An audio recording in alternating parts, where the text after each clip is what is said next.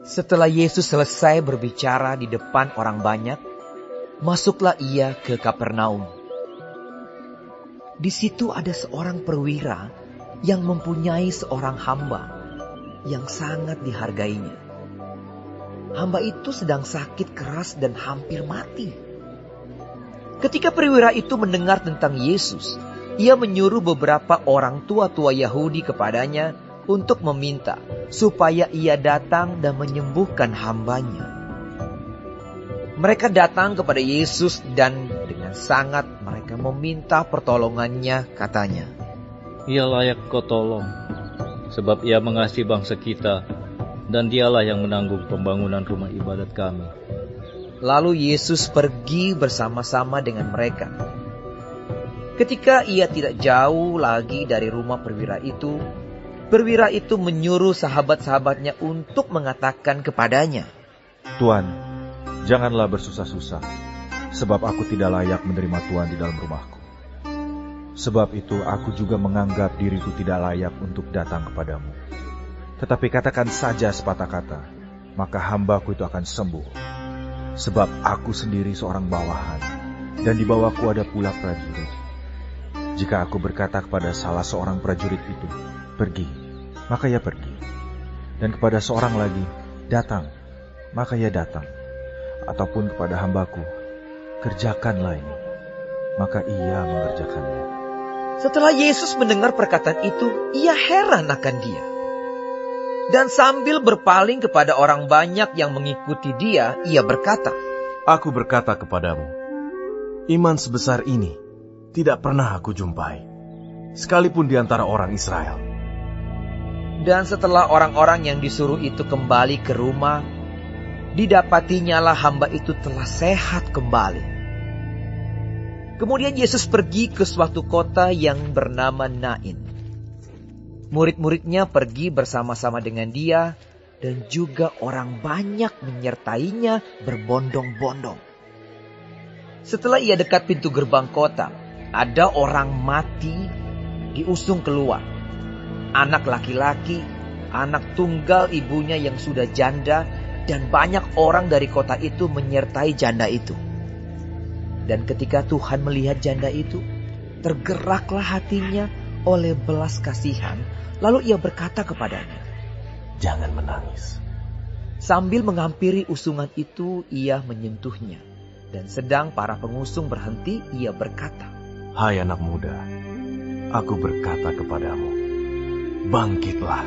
Maka bangunlah orang itu dan duduk dan mulai berkata-kata. Dan Yesus menyerahkannya kepada ibunya. Semua orang itu ketakutan dan mereka memuliakan Allah sambil berkata, Seorang nabi besar telah muncul di tengah-tengah kita, dan Allah telah melawat umatnya. Maka tersiarlah kabar tentang Yesus di seluruh Yudea dan di seluruh daerah sekitarnya. Ketika Yohanes mendapat kabar tentang segala peristiwa itu dari murid-muridnya, ia memanggil 2 orang dari antaranya dan menyuruh mereka bertanya kepada Tuhan, Engkaukah yang akan datang itu? Atau haruskah kami menantikan seorang lain?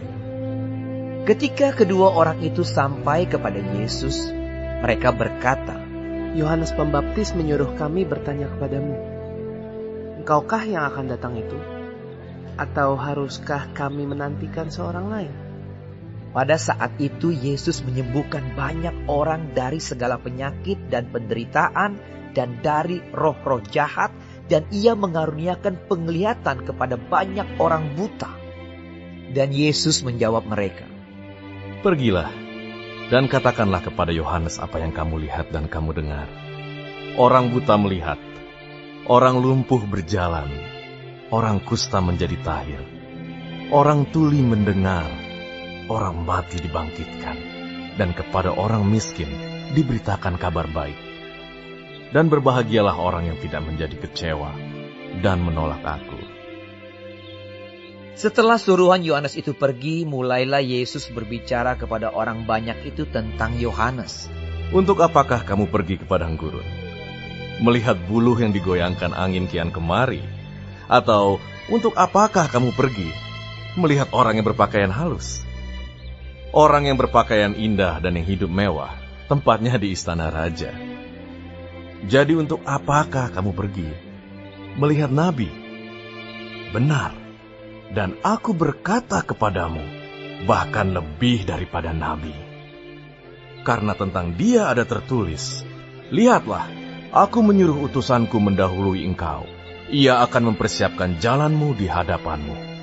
Aku berkata kepadamu, di antara mereka yang dilahirkan oleh perempuan, tidak ada seorang pun yang lebih besar daripada Yohanes.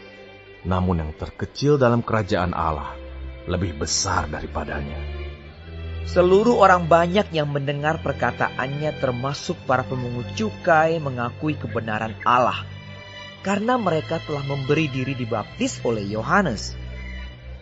Tetapi orang-orang Farisi dan ahli-ahli Taurat menolak maksud Allah terhadap diri mereka, karena mereka tidak mau dibaptis oleh Yohanes.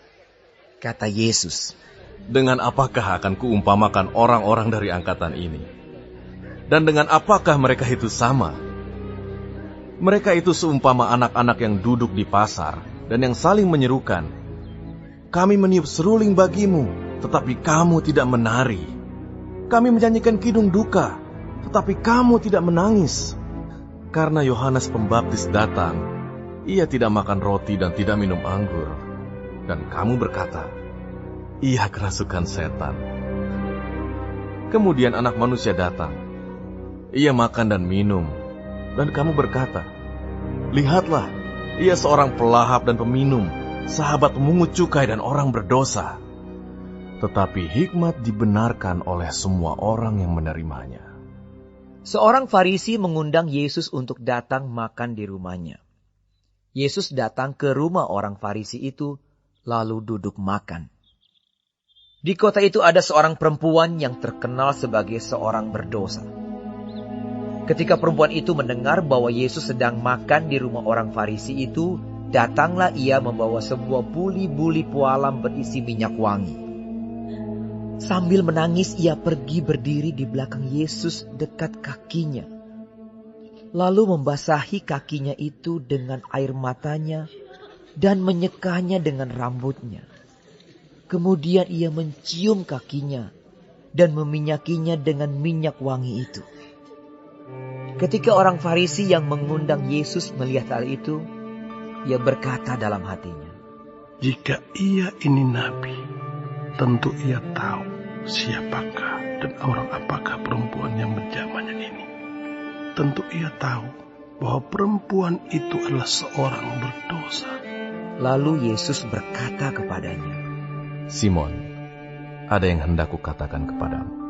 Sahut Simon, katakanlah guru. Ada dua orang yang berhutang kepada seorang pelepas uang. Yang seorang berhutang 500 dinar, yang lain 50. Karena mereka tidak sanggup membayar, maka ia menghapuskan hutang kedua orang itu. Siapakah di antara mereka yang akan terlebih mengasihi dia? Jawab Simon, aku kira dia yang paling banyak dihapuskan hutangnya. Kata Yesus kepadanya, betul pendapatmu itu. Dan sambil berpaling kepada perempuan itu, ia berkata kepada Simon, engkau lihat perempuan ini. Aku masuk ke rumahmu, namun engkau tidak memberikan aku air untuk membasuh kakiku. Tetapi dia membasahi kakiku dengan air mata dan menyekanya dengan rambutnya. Engkau tidak mencium aku, tetapi sejak aku masuk, ia tiada henti-hentinya mencium kakiku.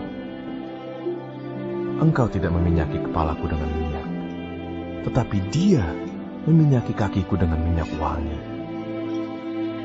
Sebab itu aku berkata kepadamu, dosanya yang banyak itu telah diampuni, sebab ia telah banyak berbuat kasih. Tetapi orang yang sedikit diampuni, sedikit juga ia berbuat kasih. Lalu ia berkata kepada perempuan itu, dosamu telah diampuni. Dan mereka yang duduk makan bersama dia berpikir dalam hati mereka, siapakah ia ini, sehingga ia dapat mengampuni dosa? Tetapi Yesus berkata kepada perempuan itu, Imanmu telah menyelamatkan engkau. Pergilah dengan selamat.